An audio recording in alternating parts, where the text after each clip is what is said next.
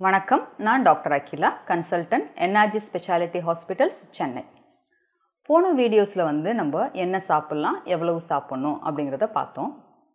இந்த வீடியோவில் எப்படி சாப்பிட்டா உங்களோட சுகர் லெவல்ஸ் அதிகமாகாமல் பார்த்துக்கலாம் அப்படிங்கிறத டிஸ்கஸ் பண்ணுவோம். இதையுமே நான் வேறு ஃபுட் குரூப்ஸில் எப்படி நீங்கள் அட்ரஸ் பண்ணணும் அப்படிங்கிறத சொல்கிறேன். ஃபஸ்ட் எடுத்தோன்னா உங்களோட சீரியல்ஸ், முழு தானிய வகைகள். ஸோ முழு தானிய வகைகள் எடுக்கிறப்போ சுகர் அதிகமாகாமல் எப்படி நீங்கள் சாப்பிட்லாம் அப்படிங்கிறது. ரைஸ் எடுத்துட்டிங்கன்னா, ரைஸ் நீங்கள் நிறைய ஆர்குமெண்ட்ஸ் இருக்குது. ஒயிட் ரைஸ் நல்லதா, புழுங்கல் அரிசி நல்லதா, பச்சரிசி நல்லதா, நிறைய இருக்குது. அது ஒவ்வொன்றையும் டீட்டெயில்டாக பின்னாடி வர்ற வீடியோஸில் பார்க்கலாம். பட் ஜென்ரல் ரூல் என்ன அப்படின்னா நீங்கள் எப்பயுமே வெள்ளை வெள்ளையேன்னு பளபளன்னு இருக்க ரைஸை கம்மி பண்ணணும். ஓகேங்களா? அதே மாதிரி பச்சரிசியோட புழுங்கல் அரிசி பெட்டர். ஓகே, சின்ன சின்ன அரிசிகள் எடுக்கிறதோட பெரிய நீளமாக உள்ள மொத்தமாக உள்ள அரிசிகள் எடுத்திங்கன்னா சுகர் ஏறுறதோட விகிதம் கம்மியாகும்.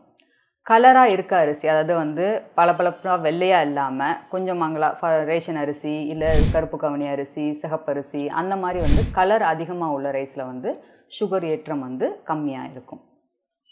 ஸோ இது கண்டிப்பாக கவனிக்க வேண்டியது. கோதுமையை எடுத்திங்கன்னா ஆகும். நீங்கள் கடையில் வாங்குகிற கோதுமை மாவு எடுத்துட்டிங்கன்னா என்ன நம்ம பார்ப்போம், அந்த கோதுமை மாவில் சப்பாத்தி பண்ணால் நல்லா டேஸ்ட்டாக இருக்குதா இல்லை சாஃப்டாக இருக்குதா, அதுதான் நம்ம பார்ப்போம். அப்படி இருக்கணும்னா அவங்க மேனுஃபேக்சர் பண்ணுறவங்க என்ன பண்ணணும், அதை கொஞ்சம் பாலிஷ் பண்ணணும். பாலிஷ் பண்ண தான் நமக்கு மைதான்னு சொல்கிறது. இது கோதுமைங்கிறப்போ கொஞ்சம் கலர் ப்ரௌனிஷாக இருக்கும். ஏன்னா ஃபுல் பாலிஷ்டு இல்லை, ஹாஃப் பாலிஷ்டாக இருக்கும். ஸோ நம்ம ப்ரிஃபரபிளி அங்கே கடையில் வாங்காமல் நம்மளே கோதுமை வாங்கி அதில் கொஞ்சம் கொண்டக்கடலை, கொஞ்சம் ஆளி விதை இதெல்லாம் போட்டு அரைச்சி வச்சுட்டோன்னா நம்மளோட கோதுமை ஹெல்த்தியாக இருக்கும். நமக்கு சாஃப்டாக சப்பாத்தி இருக்கிறது கொஞ்சம் கஷ்டம்தான், இருந்தாலும் அது ஹெல்த்தியான ஆப்ஷனாக இருக்கும். ஸோ இந்த மாதிரி சீரியல்ஸ் எடுத்திங்கன்னா நீங்களே ஃபஸ்ட்டு பண்ணுங்கள். ரெண்டாவது சூஸ் பண்ணுங்கள் எது பெட்டராக இருக்கணும். அதே மாதிரி தான் மில்லட்ஸும் மில்லட்ஸை நீங்கள் மில்லட்ஸ் ரைஸாக அப்படியே அந்த ஃப்ளார்னு சொல்கிறது அப்படியே வாங்காமல் நீங்களே மில்லட்ஸ் வாங்கி வீட்டில் அதோட அடிட்டிவ்ஸ் போட்டு அரைச்சி வச்சுக்கோங்க. அந்த மாதிரி பண்ணிங்கன்னா உங்களோட சுகர் ஏற்றம் கம்மியாக இருக்கும்.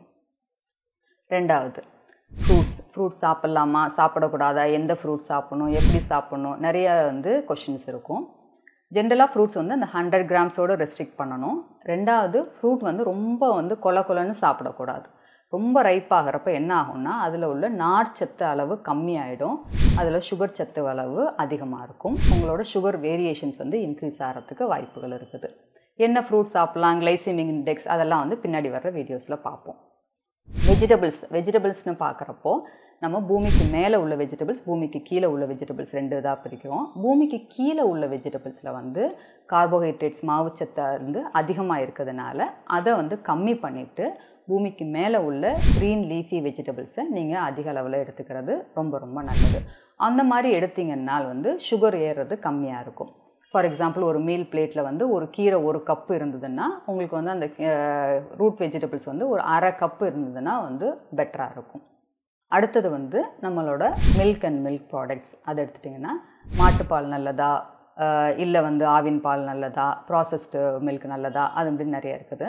இதில் உங்களுக்கு இப்போ ஆவின் மாதிரி ப்ராசஸ்டு இதில் என்ன அட்வான்டேஜ்னால் அதில் ஃபேட் கண்டென்ட்டை ரெடியூஸ் பண்ணுறாங்க அவங்க. ஓகேங்களா?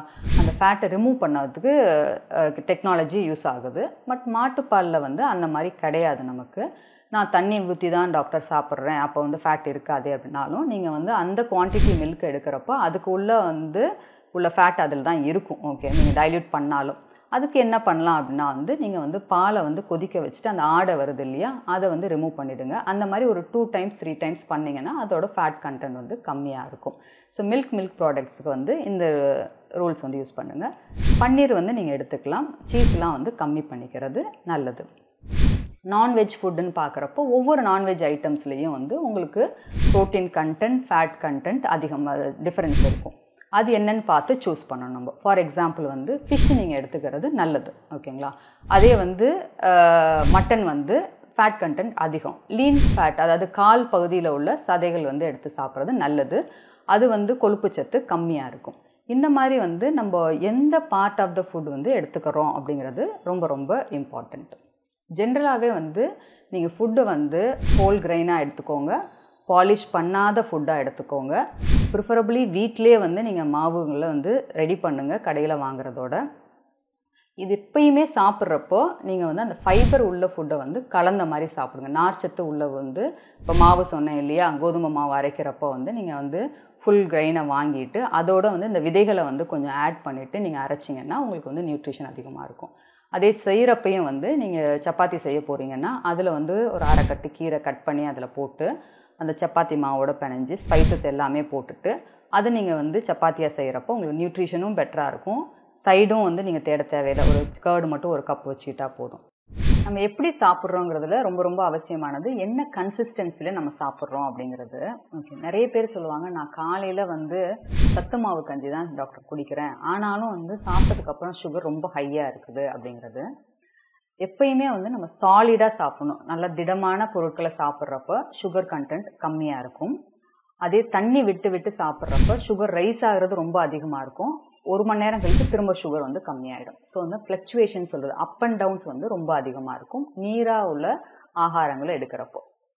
ஸோ சத்து மாவு கஞ்சி நீங்கள் சாப்பிட்றதுக்கு பதிலாக என்ன பண்ணலான்னா வந்து அதே வந்து ராகி பால்னு சொல்லுவாங்க இல்லையா, அந்த களிமண் சொல்லுவாங்க, அந்த மாதிரி கன்சிஸ்டன்சி நீங்கள் கையில் எடுத்தீங்கன்னா அது கையில் நிற்கணும். அந்த மாதிரி கன்சிஸ்டன்சியில் நீங்கள் சாப்பிட்டீங்கன்னா ரொம்ப ரொம்ப நல்லது. அதையும் விட வந்து நீங்கள் தோசை இட்லி அந்த மாதிரி சாப்பிட்டீங்கன்னா இன்னும் நல்லது. அதையும் விட வந்து ரொம்ப நல்லது என்ன அப்படின்னு பார்த்தீங்கன்னா உப்புமா செஞ்சு பண்ணிங்கனாலோ இல்லை வந்து நீங்கள் அதோட வெஜிடபிள்ஸை போட்டு பொங்கல் மாதிரி ரொம்ப குழைய விடாமல் பொங்கல் மாதிரி சாப்பிட்டீங்கன்னாவோ நல்லது.